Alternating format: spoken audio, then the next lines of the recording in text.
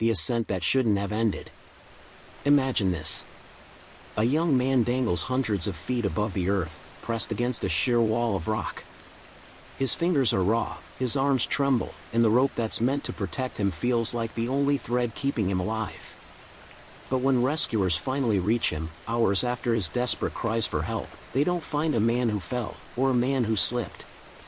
They find him perfectly tied in place, secured so tightly that it looks as though someone deliberately left him there.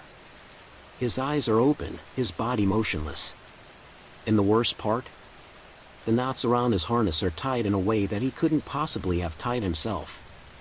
Before I tell you how a thrilling climb turned into one of the strangest and most terrifying unsolved mysteries in outdoor history, I want to ask you something. Backhand index pointing right if you're someone who's drawn to stories full of twists, unspeakable tension, and eerie endings. Make sure you hit that follow/subscribe button right now, because I always bring you the kind of stories that keep you thinking long after they end. The beginning. The climber's name was Jason Miller. 27 years old. To his friends and family, Jason was fearless, almost to the point of recklessness. He wasn't a professional climber, but he lived for it. Weekends spent scaling cliffs, exploring dangerous routes most people wouldn't touch, and pushing himself further than seemed safe. His mother once told a friend, "Jason doesn't climb to live, he lives to climb." On August 14th, Jason drove out alone to a place called Iron Ridge, a stretch of jagged cliffs tucked deep inside the Pacific Northwest. Iron Ridge wasn't the kind of spot you'd find in climbing guidebooks. It was remote, dangerous, and rarely visited. There were easier places to practice. Safer places. Places where other climbers gathered. But Jason didn't want safety. He wanted solitude. The cliff. Iron Ridge had a reputation, not an official one, but a whispered one. Old-timers in nearby towns said the cliffs were unforgiving and that over the years, hikers and campers had gone missing in the area. Rescue logs show at least a half-dozen unexplained disappearances within a 20-mile radius. Most locals just stayed away. But for Jason, that was part of the attraction. To him, climbing a lonely cliff was the purest version of the sport. No crowds. No distractions. Just him, the rock, and the rope. That morning, a fellow hiker saw Jason at the base of the ridge. He was laying out his gear, tying and retying knots, and muttering to himself. The hiker later told police, he looked calm, but focused. Like he knew exactly what he was about to do. Jason smiled at the hiker, gave a small wave, and then began his climb. The ascent. For the next 2 hours, Jason ascended Iron Ridge. Witnesses later confirmed seeing him halfway up, clinging to a thin crack in the rock. He was making good progress, steady and controlled. But at some point, no one knows exactly when, something went wrong. By late afternoon, hikers below reported hearing faint shouting. They couldn't make out the words, but they were certain it was a man's voice. Some thought he was yelling for help, others thought he might just be celebrating reaching a difficult hold. But the shouting didn't stop. It grew frantic, desperate. Several hikers panicked and called emergency services. By the time a rescue team arrived, the sun was setting and the shadows of the ridge made spotting Jason nearly impossible. But then, they saw him. The discovery. He was about 200 feet up, hanging in place. From a distance, he appeared alive. His helmet was tilted slightly upward, his hands clutched to his rope, and his body swayed gently in the wind. But when rescuers reached him, they froze. Jason wasn't clinging to his rope. He wasn't hanging because of a slip or fall. He was secured. His harness and limbs were bound in a series of complex knots, the kind used in specialized rescue situations, not in casual climbing. His arms were pinned against his sides. His legs, too, were drawn in tightly. He looked less like a climber in distress and more like someone who had been strapped to the wall and left there. And here's the strangest detail. The rope that held him in place wasn't the same rope he had been using for his climb. Rescue workers later testified that it was thicker, heavier, and tied in a style none of them had ever seen used recreationally. Jason's eyes were open, but he was unresponsive. By the time they lowered him to the ground, it was too late. He was gone. The impossible knots. Investigators quickly realized the biggest problem: Jason couldn't have tied himself like that. The knots were behind his back. Complex. Intricate. Not the kind of knots a man clinging to a vertical cliff could casually tie. In fact, experts said it would have required another set of hands. And yet, Jason had gone to Iron Ridge alone. No one had followed him. There were no footprints, no signs of another climber, no evidence that anyone else had been on the ridge. So the question became, how does a man climb a cliff alone, call out in desperation, and then wind up bound in ropes he never carried, secured in knots he couldn't tie? If this already has you wondering who, or what, could have been with Jason up there, and you're the kind of person who loves unraveling impossible mysteries, make sure you drop a comment below with your theories so far. I'd love to see what you think before I reveal the darker details that investigators uncovered. The first theory. At first, police considered the possibility of suicide. Maybe Jason had staged it somehow, or tied himself up in a way that mimicked restraint. But experts dismissed this.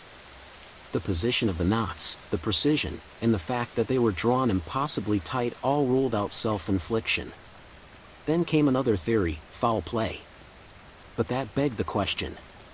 Who would follow Jason to such a remote place? And how would they leave no trace? Some locals whispered something far more sinister, that Jason had encountered something he couldn't explain, not another climber, but something else.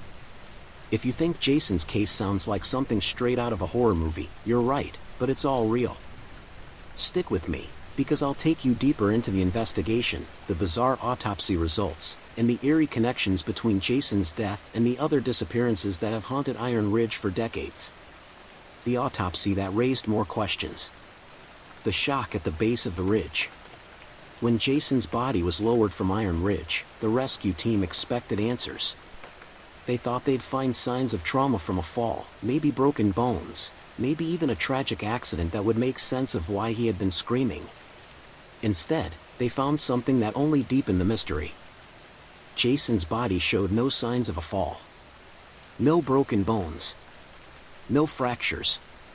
No scrapes on his helmet. For a man suspended against jagged rock, his condition was unnervingly pristine, except for the marks left behind by the ropes. His arms and torso were wrapped so tightly that deep, angry impressions were pressed into his skin.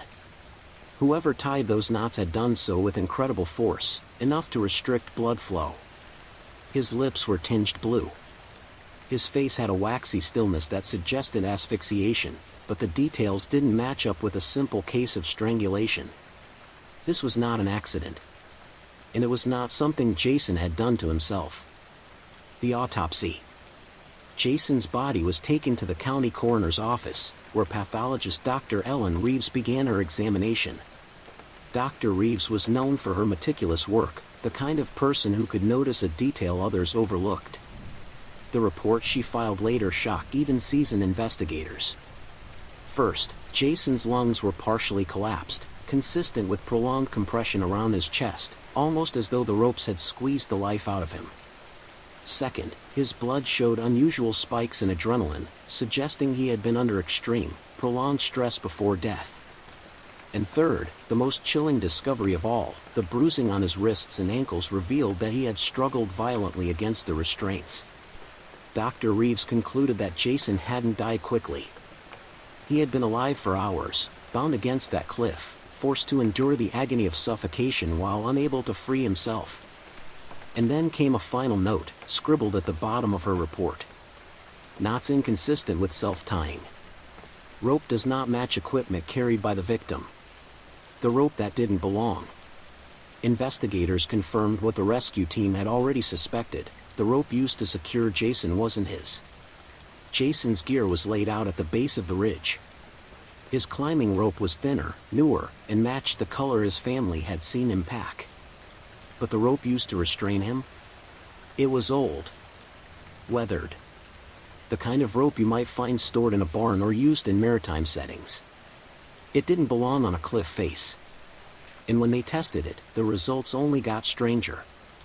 The fibers contained traces of salt and algae, elements more commonly associated with oceans and harbors, not mountain ridges deep inland.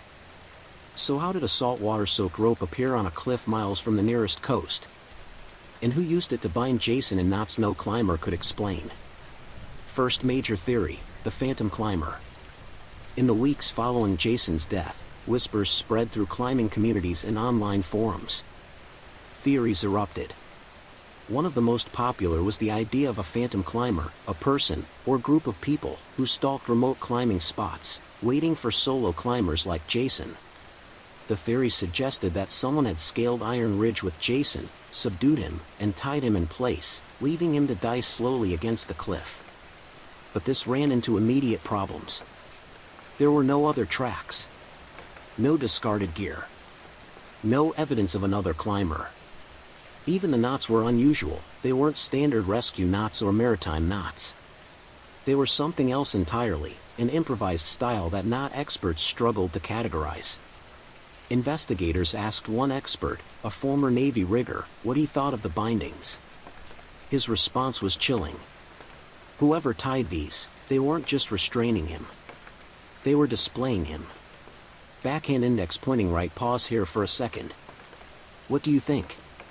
Was Jason a victim of some kind of phantom attacker, or is there a more rational explanation for how those ropes ended up on him? Drop your theory in the comments below, because I guarantee, by the end of this story, your opinion might change. The local stories. While law enforcement dug into hard evidence, locals began sharing old stories about Iron Ridge. Decades earlier, back in the 1970s, two young men disappeared while climbing the same ridge. Their gear was found abandoned at the base, but their bodies were never recovered. In the late 1980s, a hiker was found dead at the ridge's summit. His cause of death was listed as hypothermia, but his tent and belongings were discovered in disarray, with ropes missing from his pack. And then there was the most unsettling story of all, from 2003. A camper had reported hearing screams echoing across the ridge late at night. Search and rescue teams combed the cliffs but found no one. The report was eventually dismissed as misidentification of animal calls. But after Jason's death, locals pointed back to that incident as yet another piece of a chilling puzzle. The family's torment. Jason's family refused to accept that his death was just a climbing accident. His mother, distraught, said in a press conference, "He didn't tie himself like that. Someone did this to him.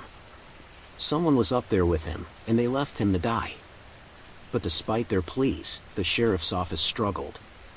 With no suspects, no fingerprints, no signs of forced entry at the site, they had nothing to go on. And the most haunting aspect? Jason's final moments. Rescuers said when they first spotted him, his head was tilted slightly toward the horizon, almost as though he had been watching something. Some swore he looked calm. Others swore he looked terrified. But everyone agreed, there was no way he put himself in that position. Building suspense toward the next act. By the time the autopsy concluded, Jason's case had gone from a tragic accident to something far darker. It wasn't just about one man's death. It was about a place that seemed to swallow people whole, in a pattern stretching back decades.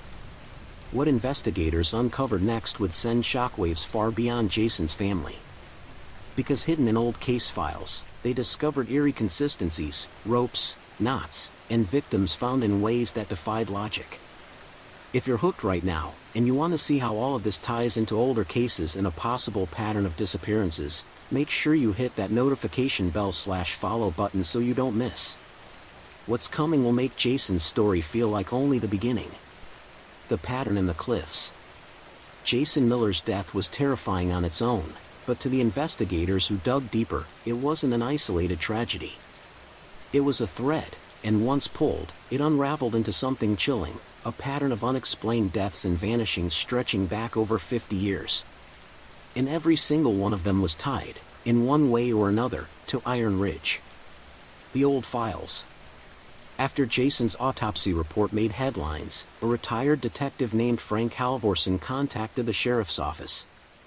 He'd worked the area back in the 1980s and remembered seeing something eerily similar. He told them, "I know that ridge. And I know that rope. You're not the first ones to deal with this." At first, investigators dismissed his comments as coincidence. But Halvorsen wasn't bluffing. He showed them old files he had saved, dusty, yellowed reports from cases decades earlier. And as the new investigators read through them, a disturbing pattern emerged. The 1972 incident.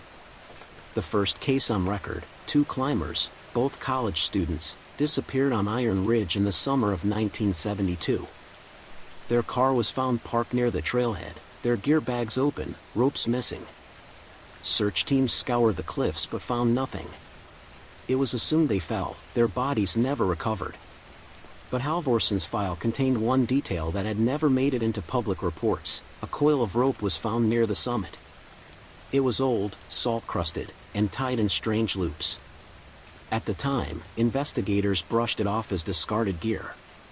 But reading it now, in light of Jason's case, it looked far more sinister. The 1988 case. 16 years later, in 1988, another climber named Robert Lang was found dead on Iron Ridge. Officially, the cause of death was listed as hypothermia, exposure to sudden cold winds at high altitude. But Halvorsen's private notes revealed something far stranger. Robert's wrists bore faint rope burns. And inside his pack, searchers discovered an extra set of knots, lengths of rope coiled neatly and tied in styles Robert's family swore he had no knowledge of. Halvorsen wrote, "It was almost as if someone wanted us to find their work." The 2003 screams. Then came the most disturbing case, 2003. A group of campers had pitched their tents near the ridge's base when they were awoken by something that still haunted them years later: screams. Human, drawn out, echoing across the cliffs for nearly 20 minutes. One camper described it like this: "It wasn't the scream of someone who just fell. It was someone begging. Someone alive." Search teams climbed the ridge the next morning but found no one. No body, no gear, no explanation. The report was eventually chalked up to misidentified animal calls. But when Jason died in 2023, bound in strange salt-stained rope, the campers from 2003 came forward again, insisting that what they heard 20 years earlier sounded horrifyingly familiar. The knots. By now, the detail tying all of these cases together was impossible to ignore: the knots.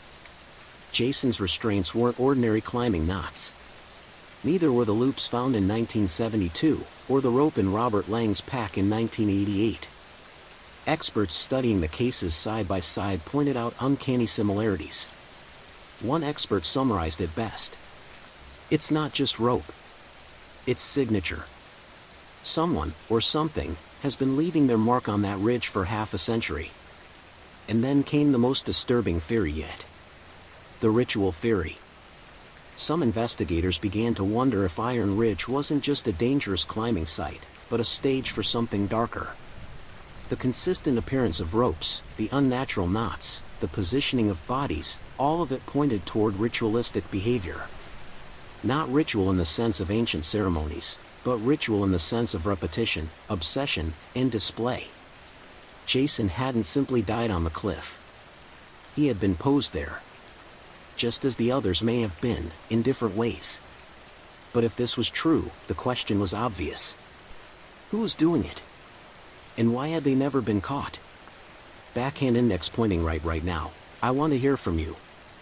Do you think this was the work of a hidden predator, someone who learned to stalk climbers over decades, or do you believe there's something more supernatural happening on Iron Ridge? Leave your thoughts in the comments, because this story only gets darker from here. The creeping fear. As the investigation reopened, locals began to avoid Iron Ridge entirely. Even experienced climbers who once saw it as a badge of honor now whispered that it was cursed. One shop owner in town said bluntly, "That place doesn't want you there. It takes people." And it wasn't just locals feeling the fear. Search and rescue crews began refusing to climb the ridge after Jason's death, saying the place felt wrong. Not just dangerous, predatory. A modern twist. Then, in a chilling turn, investigators discovered something in Jason's phone. On the day of his climb, he had taken a series of photos, selfies, gear shots, and wide angles of the ridge. But the final photo, time-stamped an hour before the distress calls, showed something no one could explain. Behind Jason, carved faintly into the rock wall, was a series of symbols. Shapes resembling twisted loops and rope knots. The exact same ones found in Halvorson's old files. Suddenly, the case wasn't just about Jason anymore. It wasn't even just about the ridge. It was about something, or someone, who had been marking Iron Ridge for decades. And now, Jason's death seemed less like a tragic accident and more like a deliberate message. A message written in rope, knots, and fear. If you're still here, that means you're as hooked as I was researching this. Make sure you subscribe or follow right now, because where this story veers into the truly disturbing, when the investigation uncovers fresh evidence that suggests Jason may not have been the last victim at all. The new victims. Jason Miller's death should have been the end of the story, a tragic, unsolved case destined to fade into the shadows of police archives. But it didn't. Because only weeks later, new reports began trickling in. And they weren't just rumors. They were fresh disappearances. It was as if Jason's death had awakened something on Iron Ridge, and it wasn't done taking. The missing brothers. The first case came less than a month later. Two brothers, Ethan and Ryan Clark, set out to climb Iron Ridge together. Unlike Jason, they weren't reckless. They were careful, experienced, and carried more gear than they probably needed. When they didn't come home, their family alerted authorities immediately. Search teams combed the ridge for 3 days before making a grim discovery: the brothers' gear bags, neatly placed side by side at the base of the cliff. But the brothers themselves? They were gone. Their ropes were missing. Their helmets were missing. Their phones were gone too. It looked less like an accident, and more like someone had deliberately erased them. The only trace left behind? A single length of rope tied to a tree near the ridge, knotted in that same impossible looping style. The hiker's video. Just as investigators were reeling from the Clark brothers' disappearance, a hiker named Laura James came forward with disturbing footage. She had been on a neighboring trail the evening the brothers vanished. Around sunset, she recorded a short video of the ridge silhouetted against the sky. In the recording, if you slow it down and zoom in, you can see a shape, a figure, perched high on the rock face. At first glance, it looks like one of the brothers. But climbers who analyzed the video noticed something wrong. The figure wasn't moving like a climber. It wasn't searching for holds. It was perfectly still, pressed flat against the cliff, arms bound tightly at its sides. The resemblance to Jason's final position was undeniable. Backhand index pointing right. What would you do if you stumbled on a video like that? Would you believe it was real, or write it off as a trick of the light? Drop your thoughts in the comments, because this footage is one of the creepiest details of the entire Iron Ridge mystery. The disturbing return. As if things weren't unsettling enough, investigators soon received another report, this time from campers in the valley below the ridge. They claimed they had heard screams echoing off the cliffs late at night. But unlike the 2003 incident, this time the screams were followed by something else, a series of sharp cracking noises, like ropes tightening under tension. One camper swore she heard a voice, faint, but chilling, "Help me." Search teams went back up the ridge. And though they didn't find the brothers, they did find something new. Carved into the rock near one of the climbing routes was a fresh set of symbols. They matched the same looping patterns Jason had photographed hours before his death. A growing theory. By now, investigators and locals were terrified. It wasn't just about one man or one accident. It was about a place that seemed to repeat itself. Every 20 years or so, climbers vanished or turned up dead, tied, or bound in ways no one could explain. And now, the cycle was accelerating. Some began to suggest that Iron Ridge wasn't just cursed, it was hunting. The obsession of the online community. Jason's story had already gone viral online, but with the Clark brothers' disappearance, forums exploded. Some believed the ridge was home to a serial predator who had perfected their craft over decades. Others went darker, suggesting that the rope, the knots, and the symbols weren't human at all. One commenter wrote, "It's not someone tying the climbers. It's something. And whatever it is, it doesn't just want them dead, it wants them displayed." Backhand index pointing right if you're the kind of person who loves piecing together unsolved mysteries, theories, and chilling connections. Make sure you follow this channel right now, because stories like this, stories that blur the line between reality and nightmare, are what I cover always. Just when the Clark brothers' case seemed to stall, a park ranger made an alarming discovery. Deep in the woods, miles from the ridge, he stumbled on a coil of rope hanging from a tree branch. It was old, heavy, and stained white from salt, just like Jason's rope. And dangling from the end of it was a crude wooden carving of a human figure. Its arms were bound tightly to its sides. And on its chest, carved into the wood, was a date. September 18th. The problem? That was 3 days in the future. For investigators, this wasn't just a haunting coincidence. It was a warning. Someone, or something, was marking the next victim before it even happened. And if the pattern held true, the Clark brothers weren't the last people Iron Ridge would claim. If you're still with me, and your gut is twisting the way mine is, make sure you turn on notifications so you don't miss the next thing. Because, we'll cover the last and most terrifying discovery, the one that suggests Iron Ridge may not just be a mystery, but something much, much worse. The final discovery. By the time the Clark brothers vanished, fear of Iron Ridge had reached a fever pitch. What had once been a remote climbing spot known only to locals was now a place people avoided at all costs. But for investigators, the nightmare was just beginning. Because days after the discovery of the salt-stained rope and the crude wooden carving, another report came in, one that would forever change how people thought about the ridge. The last climb. On September 18th, the exact date carved into the wooden figurine, 2 park rangers set out to patrol the ridge. They weren't climbers, just patrol officers checking the area after the recent disappearances. At around 6:45 p.m., as the sun was dropping, one of the rangers radioed in a single, chilling sentence. "There's someone on the ridge." When rescue teams rushed to the scene, they saw what the ranger had described, a figure halfway up the cliff face, pinned against the rock. At first, everyone feared it was one of the missing Clark brothers. But when they finally managed to scale up and reach the figure, the truth was even stranger. It wasn't Ethan. It wasn't Ryan. It was a dummy. A human-shaped form made of wood, rope, and cloth, bound tightly in the same knot pattern seen in Jason's restraints. Its head was tilted upward, its arms tied at its sides. And carved across its chest was a single word. Next. The terrifying implication. This wasn't an accident of nature. This wasn't erosion or misidentified rope. Someone had constructed a victim and displayed it on the ridge exactly like Jason had been.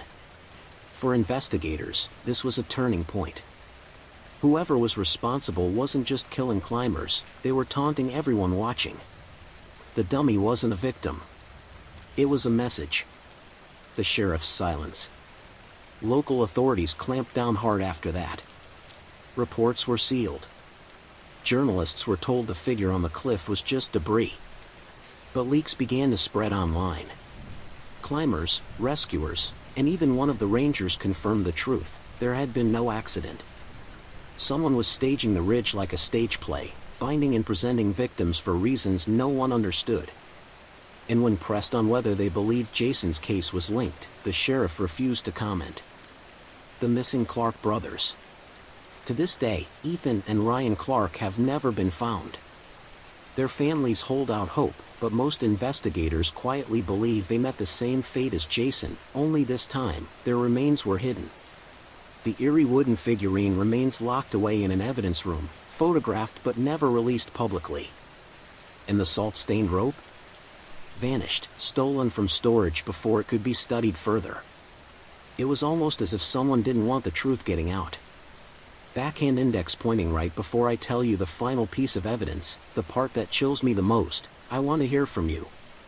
If you are an investigator, Would you keep digging into Iron Ridge, or would you walk away before it swallowed you too? Comment your answer, because what comes next might change your mind. The final piece of evidence. Months after Jason's death, a climber posted anonymously online.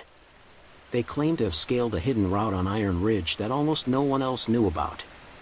At the summit, they said they found something bizarre. A flat section of stone, worn smooth, with dozens of symbols carved into it. The same looping knot-like shapes, repeating in circles and lines. And in the center of the carvings was a shallow pit filled with fragments of rope so old it crumbled at their touch. The climbers swore they also saw something else, a name scratched faintly into the rock. Not Jason's. Not Ethan or Ryan's. A name from 1972. One of the first two climbers to ever vanish. So here's where we're left. A climber found bound in impossible knots. A rope that didn't belong to him. A pattern of deaths and vanishings spanning 50 years. A wooden dummy bound and displayed with the word next. And a mountaintop shrine, if you can call it that, filled with rope fragments and names of the dead. To this day, no one knows if Iron Ridge hides a serial predator, a secret cult, or something even darker. What we do know is this: Jason Miller was not the first, and he was not the last. And if history tells us anything, the ridge is still waiting. If stories like this pull you in, the kind that start with a mystery and end with more questions than answers, then make sure you subscribe, follow, and share this video right now. Because there are countless other cases just like this, and I'll be bringing them to you always.